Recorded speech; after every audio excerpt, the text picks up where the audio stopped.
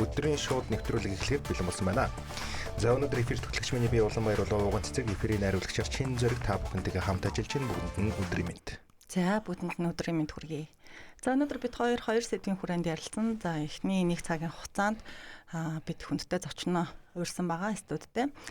Зочноо танилцуулъя. Боловсролын яамны төрийн нарийн бичгийн дарга Нэм Очир. Танд маш их баярлалаа хүрэлцэн ирсэнд.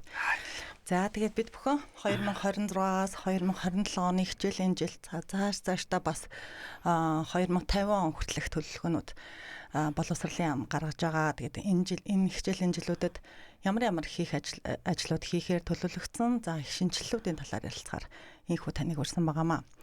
За эхний нэг гол онцлог асуудал бол хүүхдүүдийн эрт дэлрүүлэг 1-р анги, цэцэрлэгийн анги, за 6-р анги, 10-р ангийн сурагчдыг эрт дэлрүүлэгт хамруулахаар болсон. Энэ талаар ярилцлага эхлэв. За юунаа та бүхний өдрийн мэндийг хүргэе.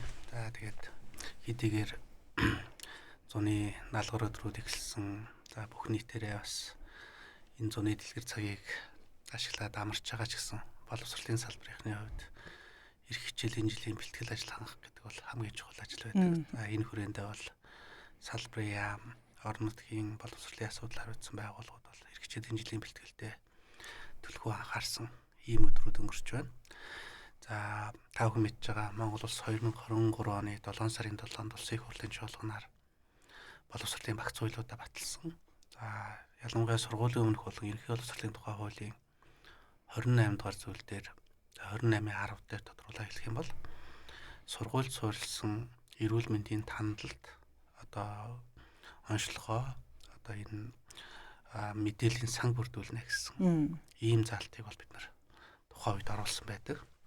За энэ хүрээндээ 2023-аас 24 оны хичээлийн жилд үндэсний хэмжээнд 6 настай хүүхдүүдийн одоо эрт дэлрүүлэх онцлогоог хараа.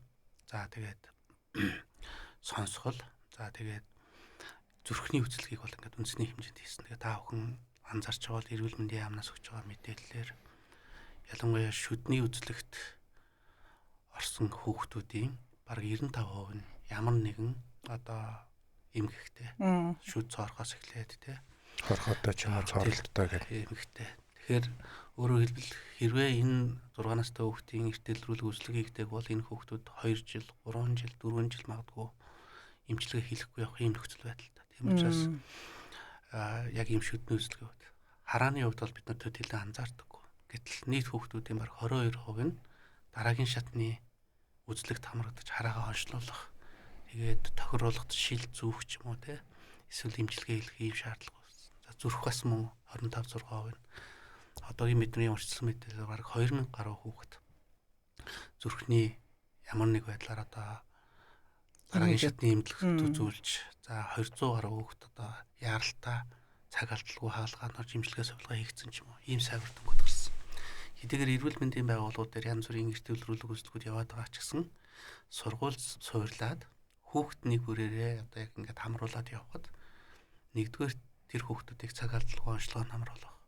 Хоёрдугаарт нь сургалтын хөтөлбөр агуулгатай холбох, өөрөөр хэлбэл шүдтэй холбоотой үзлэг хийгдлээ гэж бодоход хүүхд үзлэгтээ орчоод дараад нь яагаад шүдний эрүүл мэнд чухал вэ? Яагаад шүдээ хамгаалах ёстой вэ гэдэг сургалтын агуулга хөтөлбөр нь холбогдоод явж идэг. За дараагийн дугаарт нь хэрвээ үнэхээр асуудал байх юм бол 2 дугаар шатны эмнэлэг эрүүл мэндийн байгууллагатай хүлээлгэж өгөөд эрүүлжүүлдэг. Ингээ явах юм бол жинхэнэ эрүүл Монгол хүн бүрддэг юм байна гэж шаарч байна. Багаас нь эхэлж байна тийм ээ. За тийм учраас нэгэнт хууль эрх зүйн орчноо бүрдүүлсэн учраас боловсролын яам, эрүүл мэндийн яам хоёр хамтраад энэ үзлэгийг зөвхөн 6 насны дээр үзээд орхих биш. Насны дээр нь жишээл одоо 3 настай хүүхэд дээр амьсгалын эрхтний тогтолцоо, 6 настай хүүхдээр зүрх судасны тогтолцоо ч гэдэг юм а тий.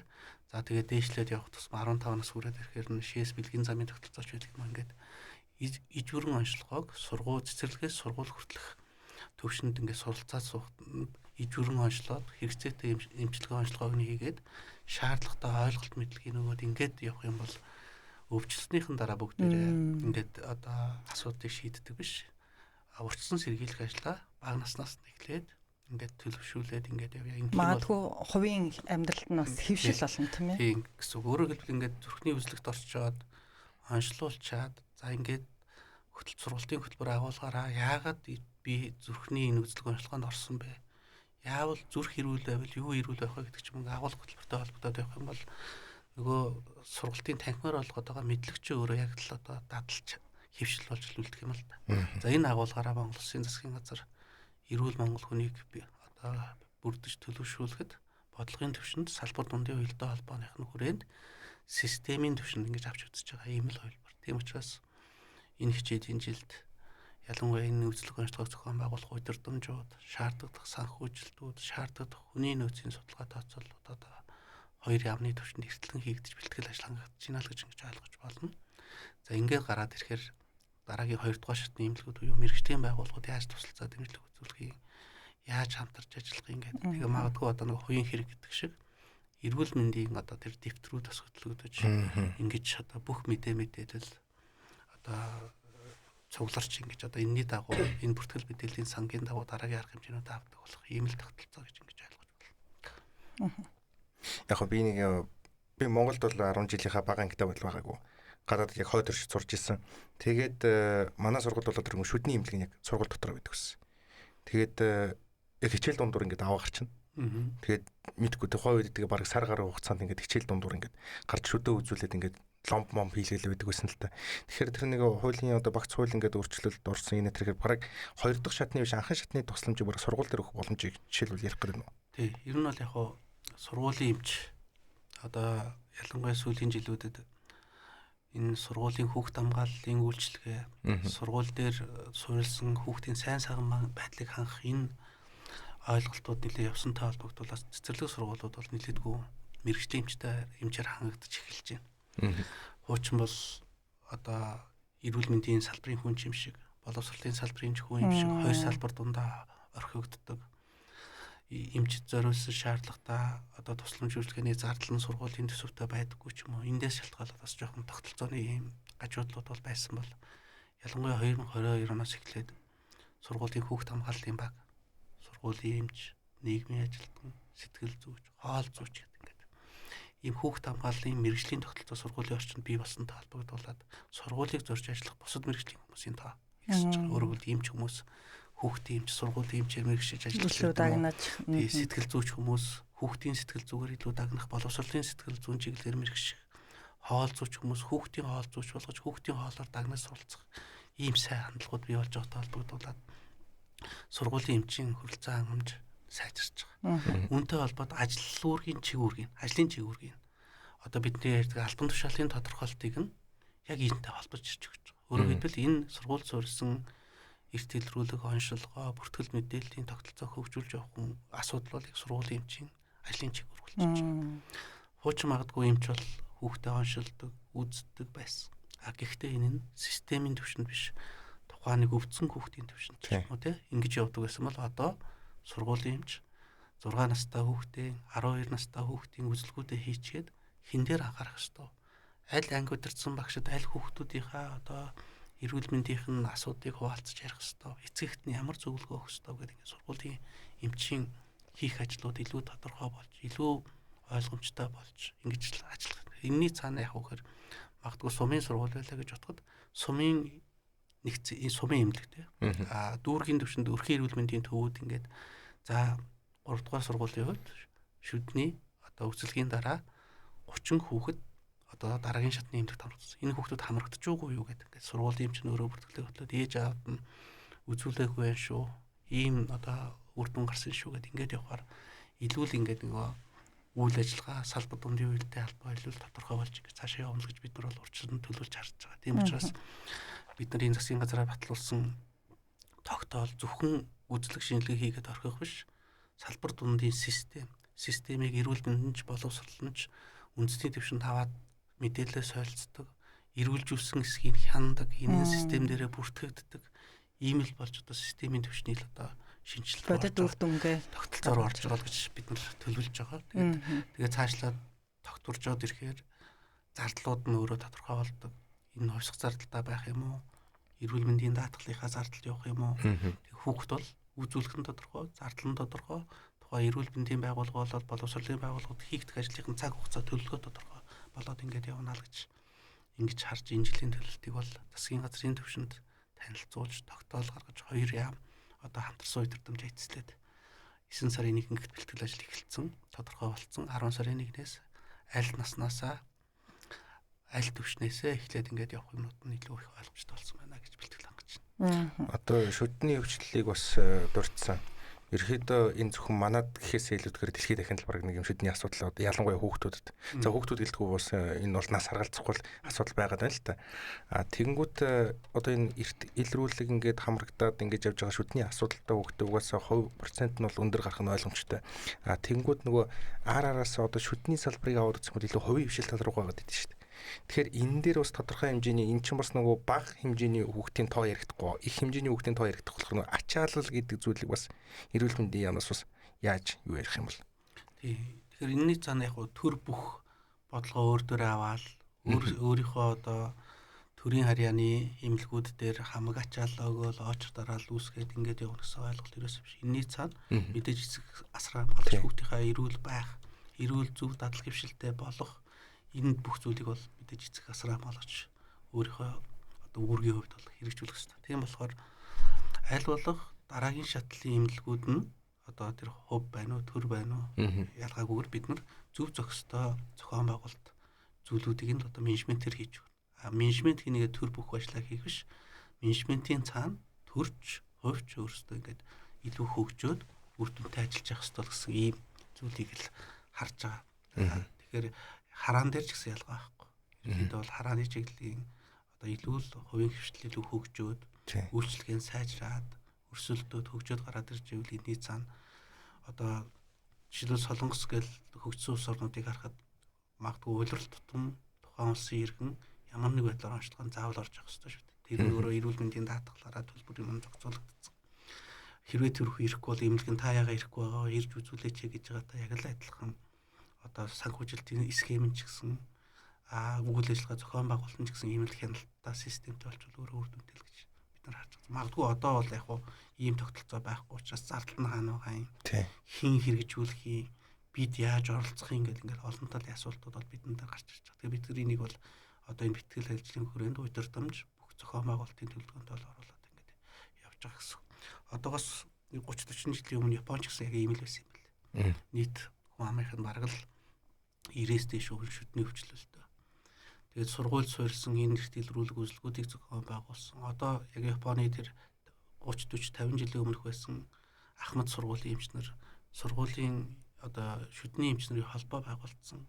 Ингээд явж байгаа чинь одоо эсэргээрээ харин өвчлөлтөө хүүхдийн тоон бараг 10 хүрэхгүй. Тэгэхээр энийг шийдэж болдог сайн жишээнүүд бол одоо Азийн орнуудад байх жишээ. Тэгээд бид нараас энэ Японы ерөнхий боловсролын сургуулийн шүдний эмчнэрийн холбоо гэдэг дандаа Ахмад эмчнэртэй бас холбоо тогтоож нийслэлийн одоо зарим сургуулиуд дээр тэр хүмүүсийн ажилласан туршлага тодорхой туршилтуудыг хийж бас үзсэн сайн үр дүнгууд байгаа. Тэгэхээр энэ бол хийж болох зүйлээ л гэж бид нар харж байгаа. Бас эрүүл мэнд илрүүлэгтэй ярьсантай холбогдуулан за нөх хүүхдийн хичээл цүнх маш хүнд байдаг гэдэг асуудал одоо байнга яригддаг тийм. Яхаа аргагүй одоо жигнэд үзэхэд л 10 хэдэн килограмм тэр жоохон биеинд бас хүнддэг. Энэ талаар бас сурах бичгийг одоо дахин хэвлэх асуудал бас яригдж байгаа тийм энэ талаар. Тэгээ ер нь бол яг олон талаас нь асуудлыг харж ялангуяа олон нийт ойлголт мэдлэгээ нэгтгэж ажиллах ийм хэрэгцээ шаардлага байгаа юм шиг ийм одоо санагддаг хүүхний хувьд ингээд бодоход бид нар бол яг хүүхдэд айл болох өнгөтэй үзэмжтэй чанартай сайн юм хэрэглүүлэхийг эцэг асраа хамгаалагч болохоор бодно шүү дээ. Ингээд хэрвээ одоо юу гэдгийг за миний хүү өөрөө яваад зүнхээ сонгоод ир гэвэл хүүхд юу сонгох вэхээр хамгийн их тоноглолтой хамгийн гоё чамин зүнхийг сонгох юм байна л да. Тэгээд цэвэр нөгөө хүүхдийн барьж байгаа зүнхийг ингээд жигнээд үзэхээс цүнх нь өөрөө 1 кг 2 кг жинтэй ч байдаг юм аа.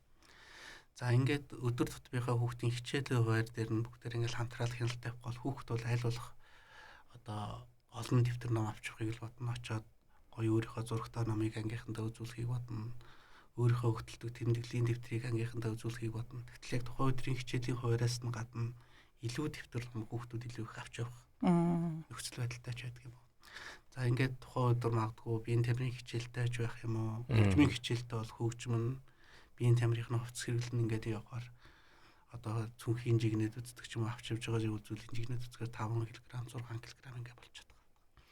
Аль болох тоногл бахта хөнгөн цүнх сонгож тухайн өдрийн хичээлийн хуваарийг ингээд төлөвлөөд ингээд хийхэд яг л хэрэгцээтэй зүйлийн цүнх савн хийгээ яваад өгөхөр хүүхд дороо тэрэндээ төлөвшчихдөг. Бид нар одоо яг тодорхой туршилтаар сургуулиуд дээр очиод хүүхдүүдийг авч явдаг. Тэгэхээр энийг анги удирдсан багш сайн зөвлөх ёстой, эцэг асраа хамгаалагч сайн харах ёстой. За ингээд явах юм бол яг одоогийн төвшөндөө бол цүнхний жинг бууруулах, хүнээс хамаарсан юмнуудыг бол шийдэх боломжтой байна. За магадгүй одоо сурагчийн жин нэгдүгээр ангид одоо 7 төрлийн хичээл ордог байлаа гэж бодоход 7 төрлийн сурагчгийн жигнэд үзэх юм бол магадгүй 3-4 кг. За арайч тийм өндөр байхгүй, нэг 2 кг орчим. Гэхдээ мэдээж тэр 7 хичээл 7 өдөр нэг өдөр долоороо орохгүй тодорхой.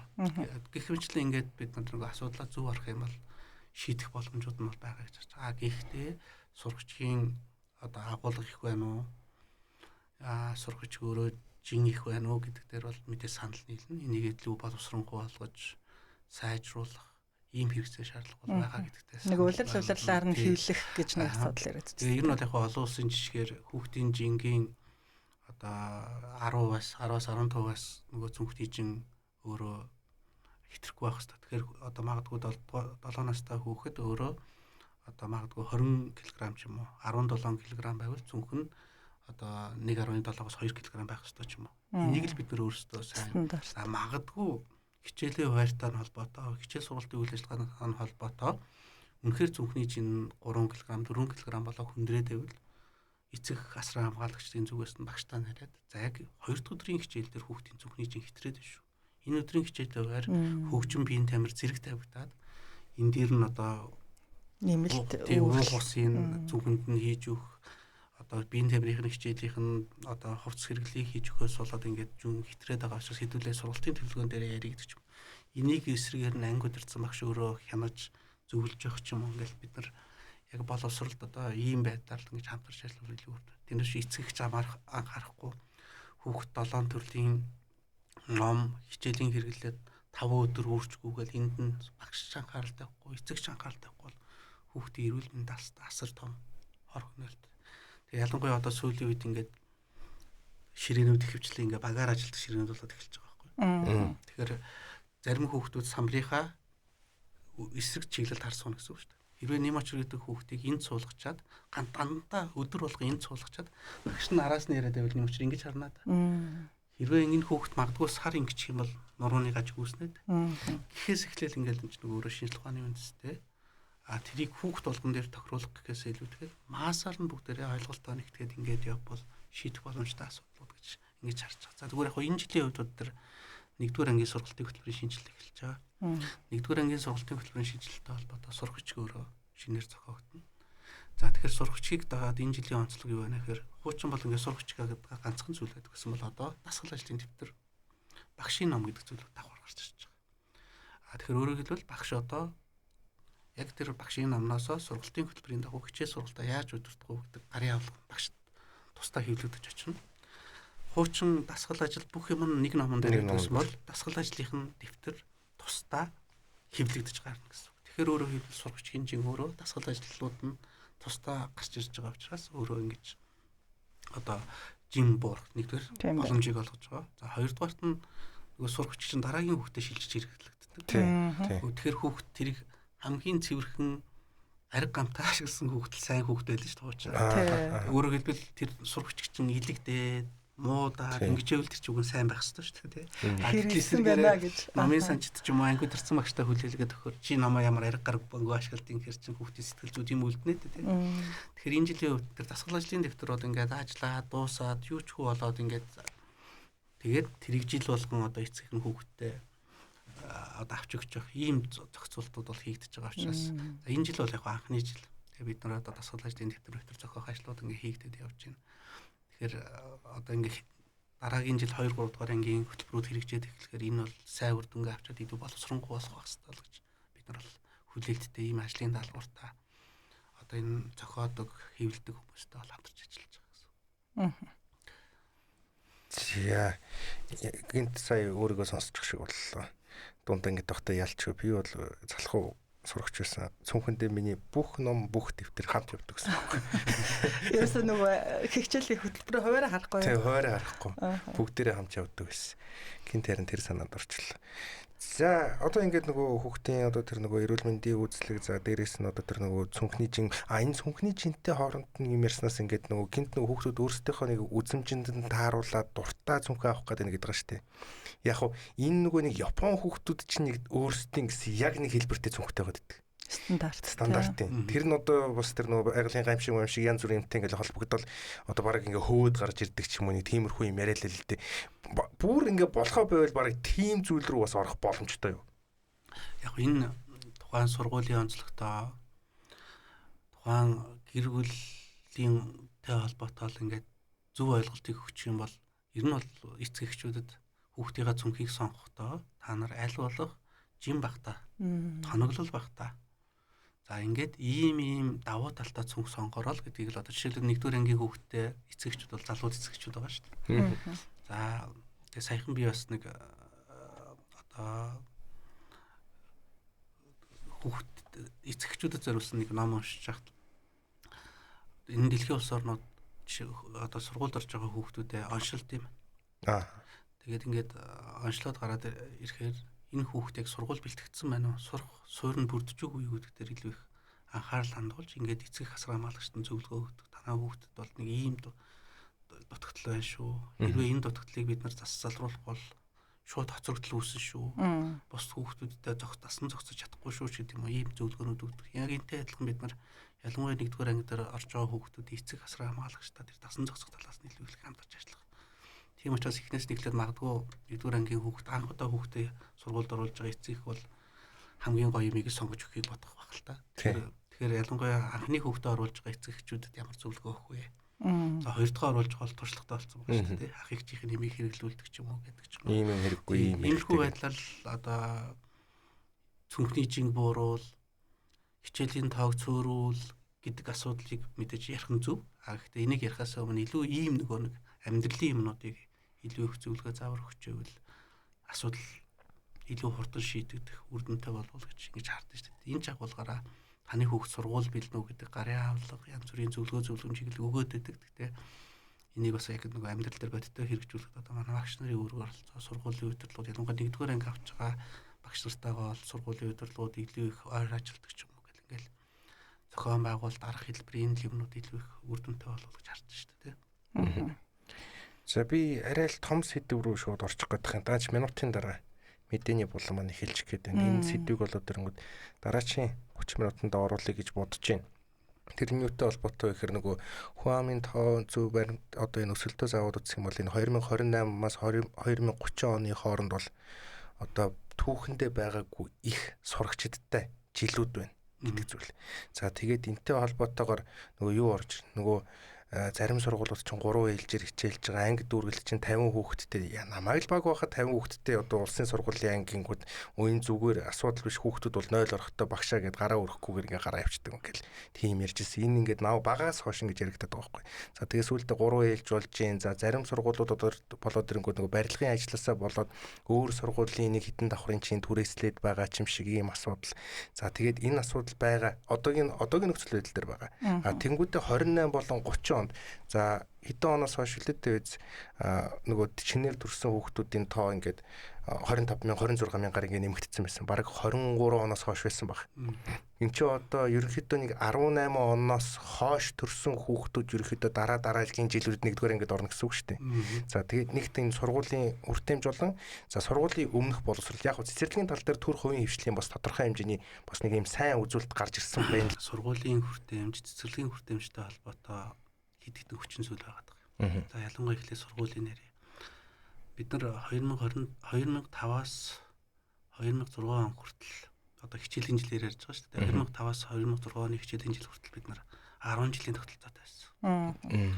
Тэгээд 2005-аас 6 оны хичээлийн жилээс эхлээд 11 жилийн тогтолцоо шилжсэн. Тэгэхээр өөрөөр хэлбэл сургууль хэсэг нас 8 байснаа 7 болсон гэсэн. 2008-аас 9 оны хичээлийн жилээс эхлээд 12 жилийн тогтолцоотой болсон. За ингээд сургууль хэсэг нас 7 байснаас орох болчихж байгаа. Тэр өөрөөр хэлбэл сургууль дээр бүхэл бүтэн 2 анги нэмэгдчихэж байгаа.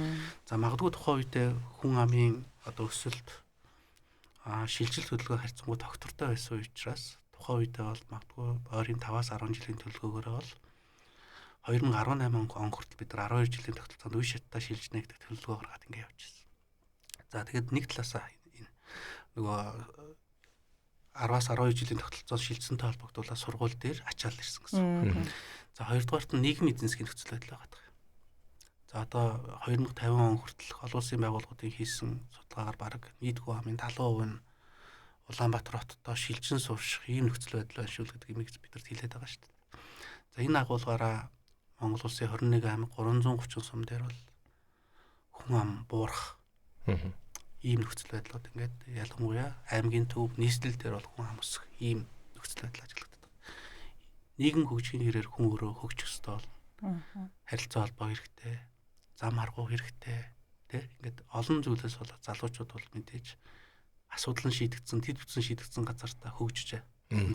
Энэ агуулгаараа бол ингээд хот руу чиглэсэн шилжилт хөдөлгөөрөө энэ хүртээмжид нөлөөлж гисэн. За 3 дугаарт нь яг уу статистикийн ч юм уу энэ хүн амынхаа одоо хөгжлийн шинжилгээ ухааны үндэстэй ингээд харахаар нэг хүн амын өсөлт явагддаг үе, буурдаг үе гэдэг. За тийм манайхны нөгөө ярьдгаар ам цагаа болгон алтангахаа жилдээд ингээд ийм жилүүдэд нөгөө төрөл текстдэг одоо мэдээ сүс хөшилж байт юм ингээд харахаар ингээд тэр алтангахаа жил ам цагаа болгон жилүүдэд бол төрөл тогтсон өсөж 80 мянгад жилийн одоо төрөлд 80 мянган хүрсэн гэсэн. Тэгэхээр 2007-8 оны их төрөлтийн үе ч өөрөө 2012-13 онд сургуульд орж эхлээд ингэ явчихж байгаа. За тэгэхээр 12-13 онд жилд дунджаар 80 мянган хүүхд нэгдүгээр анги тэлсээд эхэлнэ гэсэн үг шүү дээ. 2007-8 оны их төрөлтийн үе ч.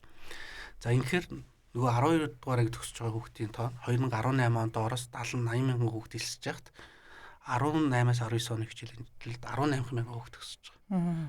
Тэгэхээр ерөнхий боловсролын сургууль дээр ирж байгаа ачлаар 60 мянган хүүхдээр нэмэгдэж байгаа. За тэрний дараа жил 23 мянган төгсөөд, тэрний дараа жил 35 мянган төгсөөд, за одоо 43, 48 мянган ингээд төгсөж байна. Гэтэл доороос дандаа 70-аас 80 мянга элсэж байгаа. Тэгэхээр одоо ерөнхий боловсролын сургуулийн хүүхдийн тоо энэ жил 816 мянга төгсөж байна. За энэ одоо эсрэг төгсөлтийн зөрүү 2029 он хүртэл үргэлжлэхээр байна. Тэгэхээр ойрын 2-3 жилийн энэ их давалгааг одоо бид нар даван туулахын тулд барилга бариад шийдэд байх нөөрөө. Одоо эдийн засгийн хувьд ч за дээрэс нь цаг хугацааны хувьд бол ямар нэгэн байдлаар боломжгүй ийм нөхцөл байдал үүсэж байгаа учраас олон хувилбарыг хүртээмжийг шийдэх олон хувилбарыг л бид нар одоо ингэж оруулж ирж байгаа гэсэн. Тэгэхээр 2022-оос 23 оны хичээлийн жил та бүхэн мэдж байгаа бол Монгол Улсын засгийн газар хүсэлт гаргасан хүүхдний хүрийг бид нар цэцэрлэгт хамруулна гэдэг том зорилт төвшүүлсэн. Тэгэхээр 22 оны хүртэл яаж исэн бэ гэхээр бид нэг стандарт барьдаг. Энэ стандарт лангааг бол цэцэрлэг биш шүү. Ингэхгүй бол бид нар сургалт эрхлэх зөвшөөрөл өгөхгүй шүү гэж явдаг гэсэн. Тэгэхээр хэрвээ ингэ яваад ах юм бол 35 мянган хүүхд цоочтой хаалганы нийслэлчүүд тий 35 мянган хүүхд цоочтой хаалганы ард үлдэнэ. Суглуулад очрлуулад за уучлаарай та азгүй байлаа. Одоо гэртэл учраа олжтэй гэдэг ингэ явдаг. Тэгээд цоочлогдно. Ямар эрсдэл байх вэ? Хөгжих боломжоо яаж алдах вэ гэдэг одоо надаар хэлүүлэх бүгд мэднэ. Тийм учраас төр хувийн хвшил түншлэх ёстой юм байна. Сургалтын зорилтоор ашиглаж болох барилга байгууламжуудыг бид нар ашиглах ёстой юм байна. Богино хугацааны шийдэлтэй хямд төсөр барилга байгууламжийг бид нар барих ёстой юм байна гэдэг ийм шийдлүүдийг гаргаж ирж 2022 оны хичээлийн жилд цоочтой хаалганы саанд үлддэг 35 мянган хүүхдийг бид нар цэцэрлэгт хамруулга хийж чадсан.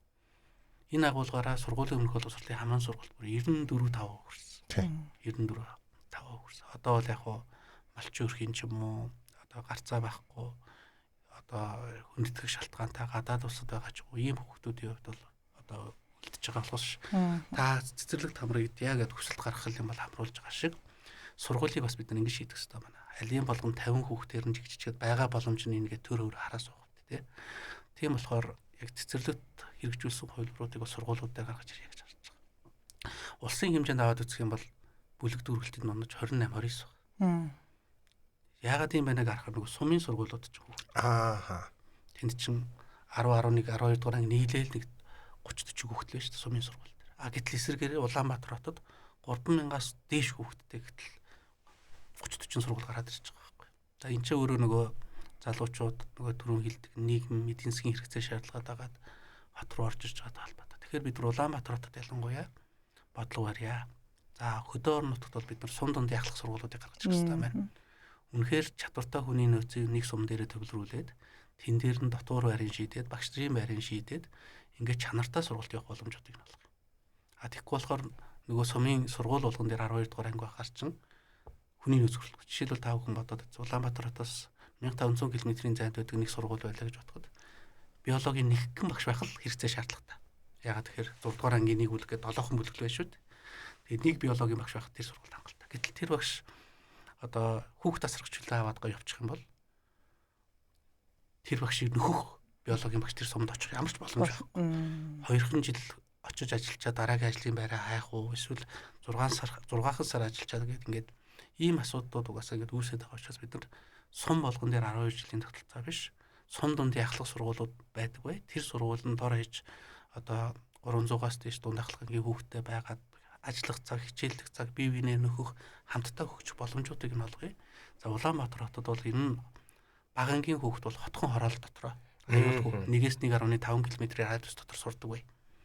Харин ахлагын руугаа ороод ирэхээр өөрийнхөө сонголтоор би нийгмийн ухааны төрөлцсөн сургууль сурмаар байна гэдээ Баянзүрхийн хүүхд сонгоны архын дүүргийн сургууль сонгоод явдаг.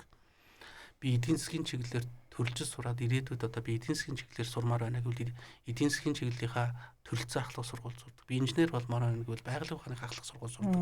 Боломжуудыг нь олохгүй бол 1 км-ийн радиуст байгаа 4 сургууль дөрвөлээ 1-ээс 12 дугаар ангитай. Гэхдээ тэнд яарамгаас ч ир сурдаг. Хаа байгаа одоо дамтарж байгаа ч ир сурдаг. Ингээд байх юм бол үр ашигын хувьд ч хүүхдүүдэд сургалтын чанарын хувьд чинь асуудал үүсэж байгаа юм байна. Тийм учраас сургуулийн бүтцийн өөрчлөлтийн шинжилгээг улс төрийн хувьд ч тэр орон нутгийн засаг захиргааны нэгж удирдлагуудын хувьд ч бид нар зөрөгтэй хийхгүй бол цаашдаа ингэж дундын хувилбараар үр ашиггүй одоо явах юм бол үр дүн төрөхгүй байна гэдээ ингэж харж байгаа. Тийм болохоор ялангуяа энэ сургуулиудын бүтцийн өөрчлөлтөөр ийм өөрчлөлт хийх юм бол энэ төвлөрөл, төгжрөл, анги дүүргэлтийн ялгаатай байдлууд бол өөрөө шийдэгдэх юм байна л гэж ингэж харж байгаа. За ялангуяа сум дундын ахлах сургуулиудын хувьд бол үндэсний аюулгүй байдалтай уг удмын асуудал. Жишээлбэл одоо та хардаа 330 сумын чинь 100000-аас дээшгүй хамтаа баг 10 гаруй болсон байна шүү дээ. 5000-аас дээшгүй хамтаа бас 50-60 сум л багшгүй шүү дээ. Тэгээ ихэнх нь 3000-аас доош. Одоо ялангуяа 1200, 300, 1400, 500 хамтаа суманд одоо тэр хүүхдүүд суман дотроо сураад суман дотроо амьдраад байвал одоо хөгжих үү дээрэс нь одоо уг удмын асуудал яах вэ гэд ингээд тэгэхээр сум дундын ахлах сургуулиуд ирэхээр илүү тэрэн дунд ахлагын дэд ингээд төрөлжөөд ялангуяа ахлагын дэд төрөлжөөд ирэхээр сум хоорондоо одоо залуучууд танилцах, хөгжих, тэгээ багш нарын чанартай байх гэдэг ч юм. Ингээд олон талын ачаал бүгдэлтэй зүйл байна. Асуудлыг ингэж шийдэхгүй бол танах яг энэ тойрог дотор л 1-ээс 12 дугаар анги 1-р анги байсан ч хамт сур 6 настай байсан ч хамт сур 17 настай байсан ч хамт сур гэдэг ингээд одоогийн арга хэлбэрээр яваад байх бол болохгүй байна. Тийм учраас хүртээмжийг шийдэх шийдлийн ард энэ богино хугацааны буюу сургуулийн бүтцийг өөрчилж дунд ахлах, багаар нь төрөлжүүлж ингэж явах асуудлууд байгаа юм байна. Тэгээ хотхны баг сургуулийг мэдээж бид нар хотхон дотор сургууль барих гэхээс илүүтэйгээр байгаль барилга байгууламжийн сургалтын зорилттой тогтжуулаад тэгээд тэнд нь одоо шаардлагатай тоног төхөөрөмжөөр нь хангаад ингээд одоо сургуулиудыг хотхон хороолол дотор нь шийдэх энэ хувилбарууд бол илүү үр дүнтэй зөв юм байна гэж ингэж харж байгаа. Энэ жилийн хувьд бол бид нар нэг нийслэлд түрээсийн байр, хотхон хороолол тогтжуулсан одоо сургалтын зорилттой байруудаараа нэг 50-аас 60 ийм одоо бага сургуулиудыг, бага ангиудыг бий болгочих юм бол нэлээд олон одоо 20 гаруй мянган хүүхдийг бид нар аюулгүй зам хөндлөн гарахгүй хотхон хороолол дотор нь 1-1.5 км-ийн радиус сургах боломж гарах юм байна. Тэгэхээр мэдээж энийгээ дагаа чанар яригдана. Тийм учраас нөгөө 1-р анги сургалтын хөтөлбөр эхлүүлэх гэдэг ийм учиртай. Энэ одоо хотхон хорооллын сургуулаа дагаад хөтөлбөр нь шинжлэгдээд орчин шинжлэгч гэвэл хүний сэтгэл ханамжуулдаг шүү дээ. Тэрнээс ч одоо бах байдгаараа хөтөлбөрч орчин нь ч хэвээрээ байгаад ах юм бол энэ чанарын асуудал яригдахгүй учраас энийг нь бас хамтд нь хийя гэдэг байдлаар төлөлт хийж байгаа гэсэн үг. Харин одоо ахлах сургуулиудыг илүү мэрэгжлийн кабинет лабораторитой. Жишээлбэл бид нар одоо юу гэдгийг 700 сургуулаа 700-ийн 1-ээс 12 дугаар ангитай байх юм бол 700 сургуульд химийн лаборатори хэрэгтэй, биологийн лаборатори хэрэгтэй болно. А хэрвээ бид нар ахлах сургуулиудыг төрүүлжүүлээ, сум дундын ахлах сургуулиудыг 90 сургууль байна гэж төлөвлөж юм бол бид нар 90 сургуулийг ижбүрэн хангаж чаддаг. Илүү мэрэгжлийн хүүхд гарч байгаа. Гэх мэтлээ эдийн засгийн үр ашиг талаасаа, төлөвлөлт талаасаа ерөөсөө бид нар ингэж явах болохгүй байна гэдэг. Тэгээ та бүхэн тооцоо судалгаа харсан бол 1990 оны хүртэл Монгол улсад нийт сургуулиудын бүтцийг аваад харахад бараг 50% нь л ахлах сургууль. Ер нь 35.5% нь ахлах сургууль байсан юм байна. Тэгсэн чинь одоо эсэргээрээ 80% нь ахлах сургууль. Тэгэхээр тэр үед одоо юу гэдгийг 35.5% дээрээ бид нар төвлөрч сайн сургалтаа явуулдаг, илүү төрөлжин суралцдаг байсан юм. Тэгээд одоо сум болгон 1-ээс 12 дугаар ангитай байх энэ асуудал сүүлийн 30 жил гарч ирсэн юм хүндрэл юм байлаа. Тэгээд энийг бид нар тэртээ тэрхүү өргөө удам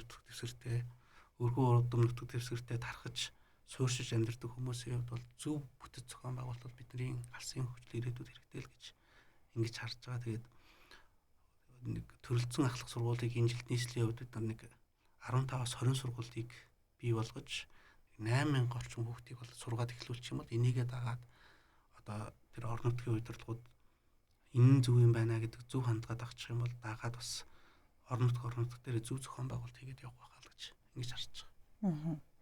Тэрс нөгөө дэд бүтцийн асуудал угаасаа ойлгомжтой тархан суурьшдаг гэдэг утгаар нэг Улаанбаатараас нэг аймгийн төвөртөл асфальтын зам байгаа шүү дээ. Бусад одоо сум аймаг орнууд руу явж байгаа үед бол шорон замаар явдгаар явна. За зөвхөн одоо сумын төв дээрс биш одоо юу гэдгийг малчин айлын хөвгт байлаа ч гэсэн тэр ч одоо ингээм морьтойгоо тэгэл ингээл явдаг юм дэд бүтцийн асуудал байх юм л та.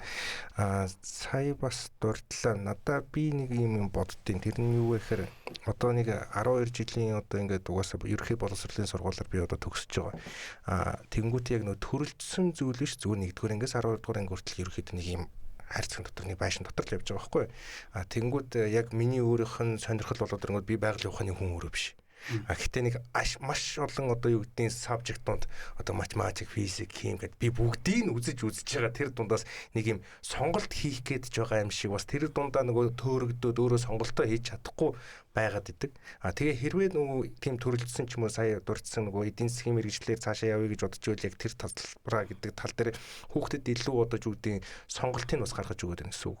Зөв. Ер нь бол гол ахлах сургууль байгаад хөтөлбөр төлөвлөгөө нь яг хэвээрээ одоо дээдл нь зарим анги дээр 22 төрлийн хичээл судалж байна шүү дээ. Тий. Энэ хичээлийн тод хэвээрээ байгаад ах юм бол энэ ямар ч үр дүн гарахгүй. Тэгэхээр ахлахын болгож төрөлжүүлж байгаа нь яаж байгаа нэхээр ерөөсөө сонголтод сургалтыг л бий болгож байгаа. Жишээлбэл одоо би одоо 9 дугаар ангийн хүүхэд байлаа гэхэд жилийн турш физикийн хичээлийг судлаад физик дээр нэг дүн гаргуулдаг. Жилийн турш химийн хичээлийг судлаад хим дээр нэг дүн гаргуулдаг ус. Сонирхолтой байсан ч хамаагүй. Мэдээж заавал судлах хичээл. Монгол хүн болж байгаа учраас монгол хэлний хичээл нь, түүхийн хичээл нь, бүх хичээлийн суурь нь байгаа учраас математикийг заавал судлах. Энд заавал судлах хичээл нь 5-аас хэтрэггүй. Тий. 5-аас хэтрэггүй. За заавал сонгон судлах буюу гооцон боловсрол хүүхдэд байх хэрэгтэй тий. Заавал сонгон судлах гэхээр магадгүй энэ 10-аас хэтрэггүй. Биеийн тамирын хичээл дээр энэ хүүхд яг ямар төрлөөрөө сонгож судлах юм. Хөгжмийн хичээл дээр ямар хичээлээр сонгож судлах юм. За ингээд яг сонгох эрхийг нөөрт нөгөөд. За би бол физикээ суурь болгож сонгоно. Яагаад тэгэхээр би инженер болох гэж байгаа. Би физик сонгож байгаа учраас физикийг дагалдуулаад би англи хэлээ ч юм уу тий эсвэл математикаа сонгоно гэдэг ингээд. Тэгэхээр хүүхэд заавал судлах нэг 4-5 хичээл дээрээс заавал сонгон судлах нэг 2-3 тэгээ сонгох нэг 2-3 гэхээр ерөөсөө л хичээлийн тань 10 дотор л ороод ирсэн. Тэгэхээр хүүхэд одоо тэр физик дээр нэг дүн гаргуулах, хим дээр нэг дүн гаргуулах, биологи дээр нэг дүн гаргуулах биш. Яг өөрөө ирээдүйд ямар мэргэжил эзэмшиж байгаагаараа чиглэсэн сонголтууд хөтөлбөрлөө ахлахангууд ороод ирнэ гэсэн. Тэгэхээр эрдийн сургалтаа сургуулийн 10-аас 12 дугаар анги, төрөлцсөн сургалтаа сургуулийн 10-аас 12 дугаар анги төсөөр болгож байгаа. Хэрвээ энэ сургууль хിവэрэ байгаад гэх юм бол энэ хүүхдүүд 20 гаруй хичээлээ судлаад дүнгээ гаргуулаад явдаг. Энд бол сонгосон 2-оос 3-аад 3 жилийн турш зорилготой чиглэлтэй судлаад ингээл чинь нэр өрөнд ялгаа харна л гэсэн. Эргээл нөө элэлтийн шалгалтын үр дүн. Энийг дагаад бид нар элэлтийн шалгалтад одоо 10 хичээлээр явж байгаа шүү дээ. Тэгэхээр энэ 10 хичээлийн шалгалт юу гэж нөхөр одоо хүүхэд хэрвээ математикийн суурь биш байсан ч гэсэн математикийн шалгалтыг агсан төвчний агуулгаар өгч байгаа. Ягаад тэгэхээр элсэж орох гэж байгаа сургуулийн нэгдүгээр хичээл нь хим, хоёрдугаар хичээл нь математик байвал хүүхдэр агсаах болгоо математик өгөхөөс өөр аргагүй болчихж байгаа. Одоо бол яг энийг дагуулаад шалгалтын саатын шалгалт буюу хэрвээ хүүхэд химийн шалгалтанд голлох шалгалт байвал хүүхэд хим дээр агсан түвшний агуулгаараа өгнө, математик нь 2 дахь түвшний агуулга байвал математикийг заавал судлах агуулгаараа л өгнө. Өөрөөр хүүхэд илүү 12 жилийн турш доктортой жиг сураад явсан хүүхэд илүү хичээл зүтгэл гарах байхгүй суурьал шалгуулна гэсэн. За одоо шалгалт бол монгол хэлвчийн шалгалтыг л суурь болгож авчихсан. Одоо саатын шалгалтын үед бол суурь чадвар буюу ур чадрын шалгалт авна. Математикийн агуулганд орсон, англи хэлний агуулгаар тавьсан. Тэгэхээр хүүхэд жигд суралцах хэрэгцээ шаардлага нь гэсэн. Ийм байдлаар ингээд нөгөө бүтцийн өөрчлөлтөд дагсан, хөтөлбөрийн шинжилэлтэд дагсан ийм шинжилгүүдийг давхар хийх хэрэгтэй. Энэ нь бол дэлхийн нийтийн жишг бол хэрвээ шинжилгээ хийж байгаа бол ямар үр дүн авах гэж байгаагаар угаал чиглүүлж юугаа хий, шинжилгээ. Тэгэхээр одоо бид нар өсөн өсөөгөө 12 дугаар анги төгссөн хүүхдүүдээс танараас суурь чадрын шалгалт авна шүү. Гэвч хүүхэд бүх хичээл буюу одоо тэр математик монгол хэлгээ заавал судлах агуулгуудаа бол заавал эзэмших ёстой байна гэдэг ойлголтоо бол өөр аав. Тэгээд дараагийнх нь за чи инженер болох гэж байгаа бол багц нэгийг сонгороо. Физик суурьтай багцыг сонгороо. Гэт ингээ явчихаар хүүхэд бол одоо заавал тэр химийг одоо 35-7 хоногийн турш судлаад ингээд байх шаардлагагүйгээр ингээд нөгөө илүү дуртай хичээлдээ илүү цагаа зарцуулаад ийм болгоод ингээд явах ингээд нөгөө энгийнээр тайлбарлах юм да. Хүн төргээ тайлбарлал ийм зүйл рүү явж байгаа гэсэн. Тэгэхээр магадгүй нэг 2-оос 3 жиг хичээлийн жил яваад ингээд ирэх юм бол жигдрээд сайжраад ингээд ирчих байхаа л гэж ингэж харж байгаа. Тэгээ давуу тал сул талаа бас эний цаана мэдээж багшлах боловсон хүчин давхар яригдана тийм ээ. Тэгээ одоогийн байгаа хөтөлбөр, одоогийн байгаа агуулга, одоогийн сургалтын төлөвлөгөөний цагаар явбал хүүхэд нэмэх тусмал багш хэрэгтэй болоод. Харин тийм. Хүүхэд нэмэх тусмал багш хэрэгтэй. А одоо бид нар ийм сонголт руу шилжүүлээд эхлэх юм бол магадгүй зарим мэргэжлийн багш илүүднэ, зарим мэргэжлийн багш дутагдана.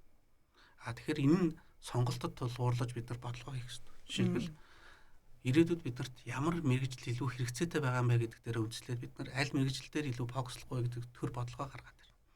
А тэгэхээр энэ мэргэжил манад хэрэгтэй, манай улсад хэрэгтэй байгаа учраас би ийм мэргэжил сонгуул би ажлын байртай байх юм байна, илүү цалин өсөлттэй байх юм байна, миний амьдралын чанар сайн байх юм байна гэдгийг эцэгхэн зөвлөд, хүүхд зөвлөд ирэх юм бол тэр чиглэлийн мэргэжлийн сонголтууд хийгдээд эхлээд ингээд явхаар бид нар асаас нь энэ багш нараа бэлтгэх ийм бодлого байна. Тэгэхгүй яг одоо байгаа тэр 20 гаруй хичээл нь одоо байгаагаараа байгаад хүүхд нэмэгдээд байх юм бол цаг нэмэгдээлээ гэсэн.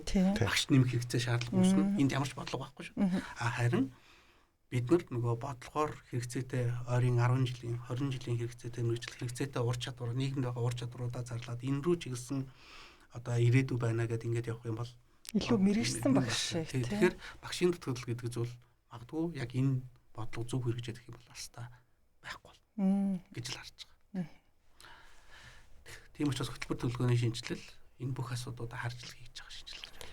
За одоо бол бид нар бол ерөнхийдөө энэ ерхий боловсролын зөв нэг хүүхдүүдийн талаар ингээд аваад явчихгод бас үүнээс гадна нөгөө хөгжлийн бэрхшээлт өгдөг байна.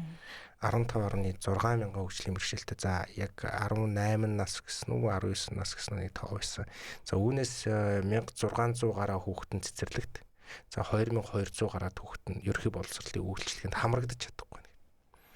Ер нь одоо бас нөгөө үндсэн хуулиараа бид нар чинь ингээд ялгарлангаад бодох угаасаа болохгүй боломжгүй. Хуулиараа хориотой угаасаа хүн ёсонд дооч болохгүй. Эдгээр хүүхдүүдийг боловсролд хамруулахын тулд бас ямар тодорхой арга хэмжээ авч байгаа. Энэ ч юм бас тодорхой хэмжээ нэлээд том тоо шүү дээ. Тий. За ер нь бол яг 0-18 насны одоо нэг 12,000 гаруй 19 гэчээр 16-7 мянга болж байгаа хүүхэд байгаа гэсэн ийм статистик тоо мэдээтэй. 2023 онд боловсролын хуулиудад өөрчлөлт оруулахдаа бид нар тэг шамруулах боловсрол гэдэг нэр томьёог боловсролын хуулинд Монгол Улс түүхэнд анх оруулж ирсэн. Энээс өмнө яасан байдаг вэ гэхээр хөгжлийн бэрхшээлтэй за тэгээд тусгай хэрэгцээ сургууль цэцэрлэг гэдэг нэр томьёо байсан. Яагаад энэ нэр томьёонуудыг бид өөрчлүүлсэн бэ гэхээр хөгжлийн бэрхшээлтэй хүүхд тусгай хэрэгцээтэй гэж ойлгодог. Тусгай хэрэгцээтэй учраас тусгай сургууль цэцэрлэг сурах хэрэгтэй гэдэг. Гэтэл биднэрт одоо аймаг сум болгон дээр тусгай хэрэгцээт сургууль цэцэрлэг байгуулах боломж байхгүй, магадгүй хэрэгцээ өсөв. Эндээсээ шалтгаалаад хөгжлийн бэрхшээлтэй хүүхдүүдийн хамран сургалт бол одоо энэ 2023 онд хууль батлагдах хүртэл бол маш доогуур байлаа шүү дээ. За тэг шамруулах боловсрол гэдэг нэр томьёог оруулж ирснаас бид нар ялгаатай хэрэгцээтэй гэдэг нэр томьёоны дор оруулж ирсэн. Ялгаатай хэрэгцээтэй гэдгийн цаана үндэсний цөөнхийн хүүхдүүд ч орно. Одоо магадгүй эрхэн хязгаарлагдсан хорих хэлэлж байгаа хүүхдүүд орно. Сүм хийд шавлан сууж байгаа хүүхдүүд орно. Хөлийн чандад байгаа Монгол хүүхд орн за тэгээ хамгийн гол зүйл бол хөгжлийн бэрхшээлтэй хүүхд орж ирнэ. Тэгэхээр энэ ялгаатай хэрэгцээтэй хүүхдүүд хамран сурах тойргийнхоо сургууль цэцэрлэгт суралцах эрхийг бид нар энэ тэгш хамруулах гэдэг зүйл залтын дотор нээж өгсөн. Хуучин яадаг гэсэн бэхээр тусгай хэрэгцээ сургууль цэцэрлэгтээ яваа гэж хязгаарлалт өгсөн. Одоо үгүй суралцах хэрэгцээ нь л ялгаатай болохоос шинэ хаан сурах нь нээлттэй юм а гэдэг гарч ирсэн. За ингээ 23 оноос хууль хэрэгжээд ялангуяа 18 19 оноос дүрм журмын зохицуулт хийгдээд ингэж явснаас хойш одоогийн байдлаар бол бүх шатны боловсролын сургалтын байгууллагад одоо ихтэй сургууль ороод мэрэгжлийн боловсролд нь ороод сурч байгаа хүүхдийн тоо 12,000 хүрсэн. За энэ дотроо цэцэрлэг сургууль сурч байгаа хүүхдийн тоо 8,600 болж нэмэгдсэн. За энэний зам та яг сайн зөв хэллээ. Нэг 4,000 орчим хүүхд огт сургуулийн үйлчлэг нь хамрагдахгүй байх шиг байна гэж. Энэ бол хүнд болон хавсарсан хэлбэрийн буюу цэвэр одоо яг магадгүй хүнээс хараад ийм хүүхдүүд бол ингээд гарцаа байхгүй нөгөө тэгш хамруулах бодлогын хүрээнд эрдийн сургууль цэцэрлэгт бие дагаад явж чадахгүй шээс үлдчих гээд байгаа ийм нөхцөл байдал байна. Тийм учраас бид нар энэ хүүхдүүдэд хүн болж төрснийх нь хүрээнд яаж боловсролын үйлчлэгнийхэн зардлыг олгож эрхийг хангах вэ гэдэг дээр бол сүүлийн үед эрүүл мэндийн яамд хөтөлбөр нийгмийн хамгаалал гэр бүл хөтөлбөр нийгмийн хамгаалал яамд нэлээ яриад. За энэ дээр бол одоо дэмжих үйлчлэг гэдэг зүйлийг гаргаж ирж байна. Өөрөөр хэлбэл тэр хүүхдэд асрах үйлчлэгээ, халамжийн үйлчлэгээ, эрүүл мэндийн үйлчлэгээ, боловсролын үйлчлэгийн цогцоор нь үйлчлдэг ийм дэмжих үйлчлэгээ гаргаж ирээд дэмжих үйлчлэгэнд нь зориулсан энэ зардлыг нь боловсролын үйлчлэгээний зардлыг нь олгодог байя гэдэг. За зүгээр яг одоо сүүлийн 2-3 жил туршиж хэрэгжүүлээд 200-аас 300 хүүхдэд энэ үйлчлэгээ явуулаад энэ дэмжих үйлчлэгээний чиглэлээр үйл ажиллагаа явуулдаг байгууллагууд гарцсангүй байгаа ажиллаад эхэлж байна. Тэгэхээр магадгүй одоо тодорхой хугацааны дараа санхүүжилтийн эсхийн механизм нь улам боловсронгуй болоод эрсдэлгүй болоод ингээд явхаар одоо ямар байгаагаас өөр шалтгаалаад өс өсөөр боловсролын үйлчлэгийн зардлыг болгоод гарч ирж байна. За хүрэлцэн ирсэн тань баярлалаа. Эрхэм мөнх сонсогчдод уграагүй дуусна Спутник Монгол радио 92.5 өдрийн шууд нэвтрүүлэг хүрч байна. За мэдээнийхээ булангаа хүлээвэн сонсчод эргээд студидтэй та бүхэндээ уулзсан.